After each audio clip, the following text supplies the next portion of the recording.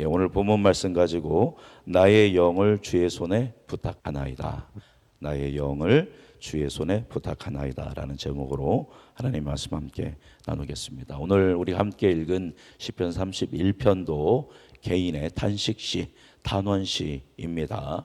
수많은 원수와 수많은 질병과 수많은 고통 앞에서 하나님을 신뢰하면서 하나님께 구원을 요청하는 탄원시입니다. 오늘 말씀을 보면 다윗이 그 종합 선물 세트라고 할 정도로 많은 이 고난의 종합적인 것들을 당하고 있는 것에 대해서 시편 전체에서 이 31편 전체에서 이야기하고 있습니다. 9절에서 13절만 함께 본다면 먼저 9절 같이 읽어볼까요?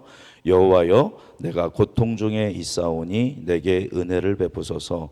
내가 근심 때문에 눈과 영혼과 몸이 쇠하였나이다. 주님, 내가 고통 중에 있습니다. 너무나도 고통이 커서 주님의 은혜가 필요합니다. 그 근심으로 인해서 눈과 영혼과 몸이 어떻게 되어 있습니다? 쇠약해졌습니다. 힘이 없습니다. 10절 읽어보겠습니다. 내 일생을 슬픔으로 보내며 나의 연수를 탄식으로 보내며 내 기력이 나의 죄 때문에 약하여지며 나의 뼈가 쇠하도소이다. 예, 하루하루 나의 연수를 탄식하면서 고통 가운데 눈물을 흘리면서 보내고 있고 기력이 너무나도 연약해져서 내 뼈가 쇠해질 정도로 내가 몸이 약해져 있습니다 라고 고난을 아뢰고 있습니다. 11절 읽어보겠습니다.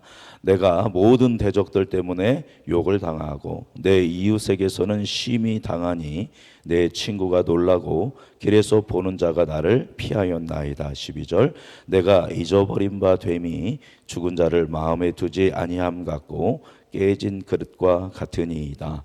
수많은 그 고통과 고난 그리고 수많은 원수와 대적들이 나를 욕하고 내가 많은 고난을 당하다 보니까 심지어 누구도 피하냐면 내 이웃 내 친구들이 나를 보면 뭐 하여 간다라는 겁니까?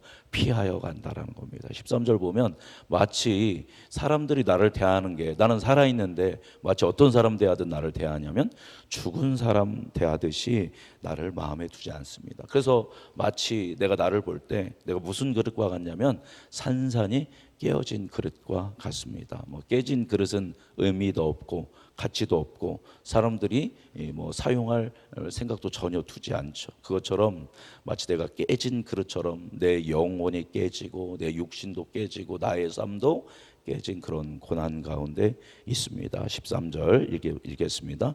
내가 무리의 비방을 들었으므로 사방이 두려움으로 감싸였나이다. 그들이 나를 치려고 함께 의논할 때에 내 생명을 빼앗기로 꾀하였나이다. 이렇게 깨진 그릇과 같은 이런 상황인데 여전히 원수들은 여전히 대적들은 나를 어떻게 하면 죽일까 하면서 꾀하는 그런 상황 가운데 내가 두려움 가운데 휩싸였습니다 라고 하면서 자신의 얼마나 큰 고통과 고난 가운데 있는지를 그 모습 그대로 하나님께 아뢰고 있습니다. 그런데 다윗은 자기가 얼마나 큰 고난의 상황, 소망 없는 상황인지로 파악했지만 이 소망 없는 상황에서 내가 어떻게 살 수 있는가, 이 고난의 상황에서 빠져갈 길은 무엇인가를 분명하게 알고 있었다라는 것입니다. 1절 읽어볼까요? 여호와여 내가 주께 피하오니 나를 영원히 부끄럽게 하지 마시고 주의 공로로 나를 건지소서. 2절 내게 귀를 기울여 속히 건지시고 내게 견고한 바위와 구원하는 산성이 되소서. 다윗의 일평생에 수많은 고난과 아픔들이 있었는데 그 순간마다 그 고난을 이겼던 길은 누구에게 피하였다? 여호와께 피하였다. 우리 시편 2편에서 함께 나누고 쭉 나왔던 것처럼 여호와께 피하는 사람에게 뭐가 있다? 복이 있다. 그 자체가 복이죠. 14절 오늘 본문 14절 읽어보겠습니다. 여호와여 그리하여도 나는 주께 의지하고 말하기를 주는 내 하나님이시라 하였나이다. 앞서 얘기한 수많은 고난들을 쭉 13절까지 나열한 다음에 주님 그래도 나는 주님을 의지합니다. 그러면서 나는 말합니다. 주는 내 하나님이십니다라고 말을 하고 있습니다. 그러면서 유명한 기도문을 제가 왔다 갔다 하고 있는데 잘 따라오고 계시죠? 5절 같이 읽어보겠습니다. 5절 읽어볼까요? 내가 나의 영을 주의 손에 부탁하나이다. 진리의 하나님 여호와여 나를 속량하셨나이다. 그래서 나의 영혼을 누구의 손에 부탁합니다. 하나님 손에, 주님의 손에 부탁합니다라고 하면서 내 살 길은 오직 누구밖에 없다. 여호와 하나님밖에 없다라고 하면서 계속적으로 31편 전체에서 고난을 얘기하지만 여전히 시선을 주님께 두면서 내가 주님을 의지합니다. 주님 나를 구원하여 주옵소서 그렇게 간절히 기도하고 있습니다. 여러분 나를 구원하여 달라라고 주님을 의지한다라고 그렇게 믿음으로 기도하는 것은 주님께서 나를 분명하게 뭐 하실 것이라는 구원하실 것이라는 뭐가 있는 거예요? 믿음이 있는 것입니다. 과거에 수많은 믿음의 경험들이 있었고 무엇보다도 하나님이 어떤 분인지를 아는 그런 믿음이 있었기 때문에 이렇게 주님을 향하여 구합니다. 7절 이제 하나님이 어떤 분인지에 대해서 중간중간에 고백하는데요. 7절 읽어보겠습니다. 내가 주의 인자하심을 기뻐하며 즐거워할 것은 주께서 나의 고난을 보시고 환난 중에 있는 내 영혼을 아셨으며. 아멘. 여기 보니까 내가 무엇을 기뻐한다라고 이야기하냐면 주의 인자하심을 기뻐한다. 그래서 8절 보면 결국은 주님께서 나를 원수의 수정에서 나를 구원하실 것을 내가 믿습니다. 그 믿음의 근거가 뭐냐면 주님의 인자하심이라는 거죠. 여러분 여기서 이 인자하심이 원어로 뭘까요? 제가 새벽 예배 몇 시간에 몇백 번을 얘기했을 것 같습니다. 뭘까요? 하나님의 헤세드입니다. 헤세드. 하나님의 헤세드를 내가 기뻐합니다. 16절 같이 보겠습니다. 16절 읽어볼까요? 주의 얼굴을 주의 종에게 비추시고 주의 사랑하심으로 나를 구원하소서. 요즘 계속 나오는 말이죠. 주님의 얼굴을 숨기지 마시고 주님의 얼굴 나에게 비추어 주옵소서. 그리고 주의 사랑으로 나를 구원하여 주옵소서. 여기 주의 사랑이 원어로 뭘까요?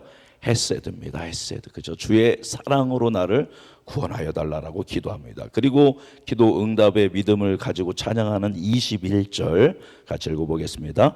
여호와를 찬송할지어다. 견고한 성에서 그의 놀라운 사랑을 내게 보이셨음이로다. 주님을 찬송합니다. 견고하게 나를 구원하는 그 성에서 그의 무엇을 나에게 보이셨다?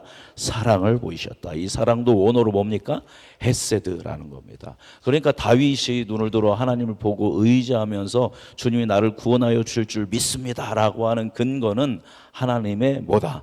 헤세드다. 그 자비와 인자와 긍휼과 사랑, 나를 하나님이 사랑하시기 때문에 그 헤세드는 언약적인 겁니다.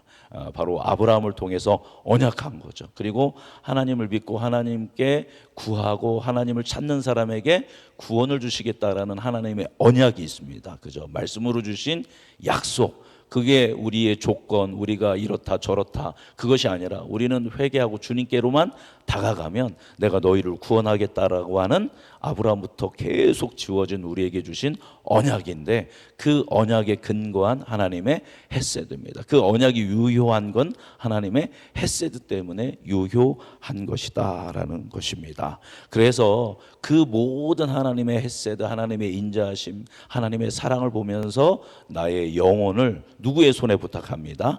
하나님의 손에 부탁합니다. 나를 구원하여 주옵소서라고 그렇게 기도하고 있습니다. 그런데 여러분 여기 5절에 있는 내가 나의 영을 주의 손에 부탁하나이다, 이 기도를 한 사람이 또 있습니다. 누가 하셨을까요?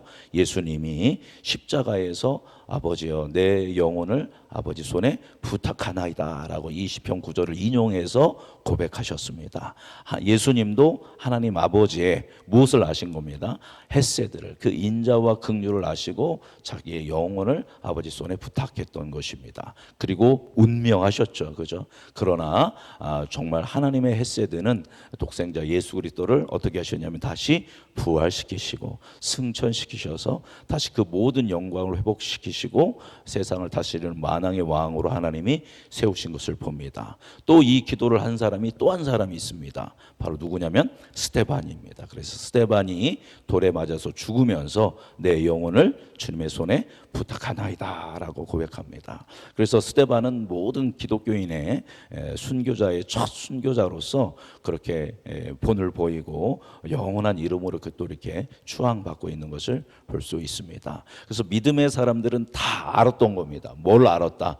주님이 분명히 나의 기도를 들으시고 응답하시고 나를 구원하실 줄을 믿고 주님께 피하였습니다. 그 이유는 무엇 때문이다? 하나님의 헤세드 때문이다라는 겁니다. 여러분의 모든 기도를 여러분이 구하고 찾고 두드릴 때 주님께서 들으시고 여러분의 고난과 어려움의 모든 상황들을 돌파하게 하시고 구원에 이르게 하실 줄 믿습니다. 우리 피할 길, 우리의 살 길은 누구밖에 없다? 하나님밖에 없습니다. 그리고 우리가 그렇게 담대하게 구하고 기도할 수 있는 것은 근거는 바로 우리를 향한 변함없는 하나님의 헤세드, 하나님의 사랑 때문이다라는 것을 기억하면서 우리가 기도했으면 좋겠고요. 그래서 마지막으로 우리 24절, 그래서 이제 다윗과 같은 고난 가운데 있는 우리가 기도할 때 우리에게 이렇게 이야기합니다. 같이 읽어보겠습니다. 여호와를 바라는 너희들아 강하고 담대하라. 아멘. 강하고 오늘도 담대하게 주님께 구하고 기도의 응답을 받으며 승리의 삶을 사는 은혜가 있기를 주님의 이름으로 축복합니다.